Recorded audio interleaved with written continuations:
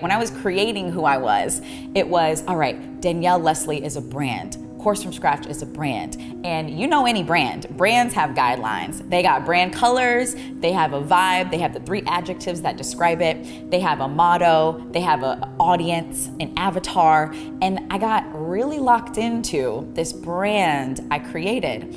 And me shifting into remembering who I was me being like, yo, like I'm just who I be, like from moment to moment. It probably coincided with, being indoors a lot, having run the business for a while, and realizing, oh, there's this question of who am I without the business? Who am I without these relationships? Just who am I?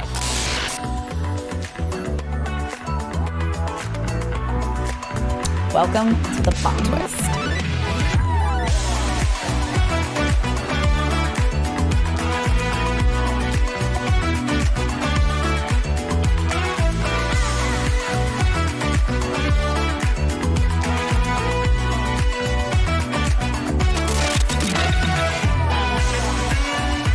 My dad calls me Dragon Lady, not for nothing, Helen. When I was having a baby, my friend... when you were having a baby? Well, when we... He's about to take credit for having a damn baby. Seriously, though? When I was having the baby, you're gonna get all the smoke right now. I mean, when's the last time you saw a CEO like this? Hello. You know what I'm saying? We got the pearls, we got the whatever, we want ripped jeans. But this is me being inspired, and this is me being inspired. And so I actually remember at the beginning of that summer, I wrote it, and I recently went back and read it in my diary. I wrote, I'm only going to say yes to what feels true. What felt magical was like realizing that my no gave so much more power to my yes. And I learned how to say no, like with authority and with grace that summer. And therefore I went broke. And it was hard. And it took years to come out of it. Now that would have been a really easy place for me to stay, to get in and stay stuck. Because I had lost self-worth. Confidence was shot. I was a financial planner that had no money. The value of what you have is when you sell it to someone, right? And then you can cash out. So this whole concept is really simple.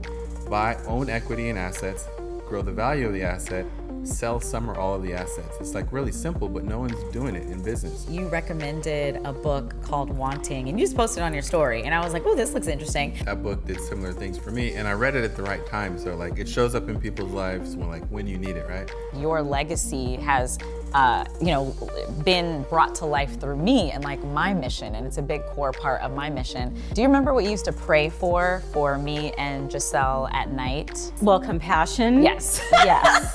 That's just very important, and that you share yourself. The meaning. Hey, you set these things. It is a step by step by step by step. And I found myself in a lot of resistance. I tried really hard to be this chief executive officer. I am not a CEO, I'm a CIO. And for me, CIO means I'm a chief inspiration officer, I'm a chief innovation officer, and a chief investment officer.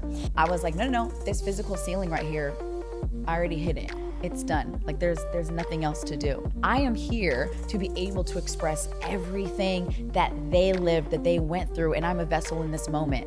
And it was a great moment of detaching from the tears and the emotion I was feeling. So I think one thing we share in common is a fascination around identity. I'm working through just identifying the different parts of myself. So I started sort of journaling a little bit about different sides of me. And they sort of started forming into characters. The one I'm probably most embodying today, and sometimes it's a mix, but I have a earth warrior queen. We share this interest, I think, in identity and also alchemy. Yeah, because building your personal brand, you're always stepping into a new identity. Whether you it's conscious or not, we're always, and if you're an entrepreneur, and you realize how much of you is in your business. And so if you're always evolving yourself, you're constantly shifting and changing identities and moving through. And I look at my own life, and I'm like, oh man, I've moved through so many different identities throughout my career and my life. And I'll say something about who I am, what I believe in, what I stand for, what's important to me. And so when we think about Web3 NFTs, I don't want you to get caught up in the verbiage or it's techie or it's confusing. Just know that the reason it's such a quote unquote big deal and why it seems to be spreading like wildfire across your social media feeds is because it's all linked to our self-expression. You are a futurist, and you really do understand human behavior, what drives us. It's slightly cringy, and I joke about it now that was the video, but it's also really cool to see how you progress as a human is a really cool kind of indicator of like, wow, I've really changed. I realized that is such a powerful key to marketing, is really authentically showing a result that people want versus talking about the result.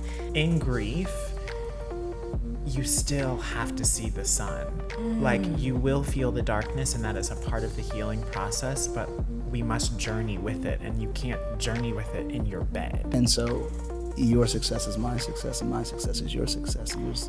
Though we're competitive, is that I'll never let that separate us again. That's probably it. We should probably stop there because I love you so much. Thank you so much. Seriously. Break it up.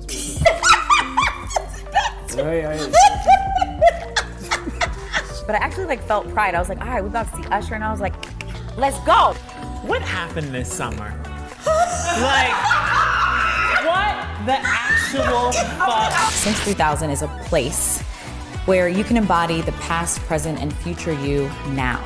I have always been driven by the future and existed and lived in the future. And SINCE3000 brings all the things together where I learned, the future is amazing, but what happens when we actually recognize that the lessons of the past, the awareness of the present, and the certainty of the future all come together? So join me in embodying your future self now. Welcome to SINCE3000.